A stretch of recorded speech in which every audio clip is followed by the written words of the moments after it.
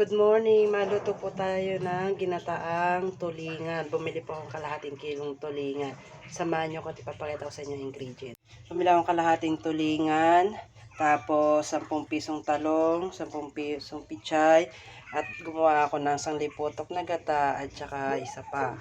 Ito naman yung kamatis, sili, sibuyas at luya.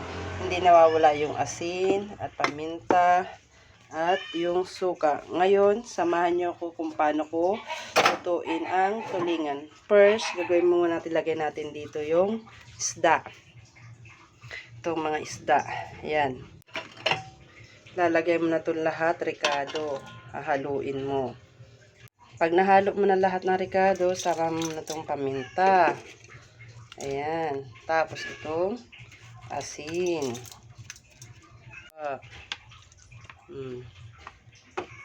Maglasa. Takpan na natin siya at lutuin ng 5 to 10 minutes. Ayan, nilagay na natin yung talong. Lagyan na natin yung lipo. Ayan. Ayan. Nilagay na natin. Ayan, dahil luto na yung talong at isda, pwede na natin ilagay ang pitsay. Ayan o.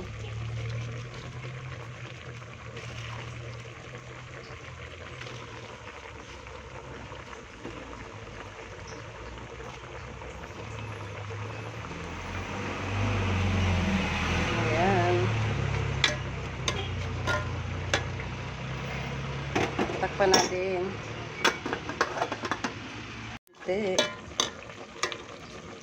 Ito na ang ating ginataang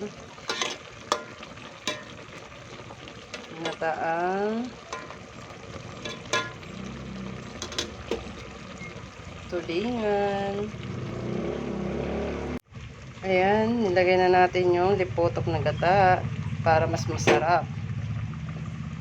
Puputawin mo yung gata nang hindi siya magkorta. Ganyan pagkukuluto ng ginataang pitsay with talong at tulingan.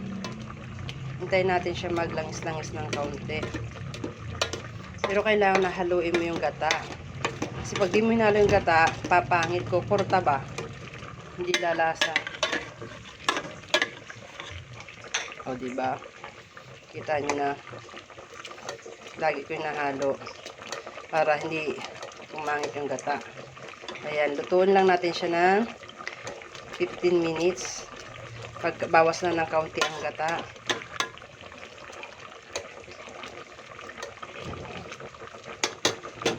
Lutuin lang natin siya ng 15 minutes. Luto na po yung ating ginataang tulingan with talong and pichay.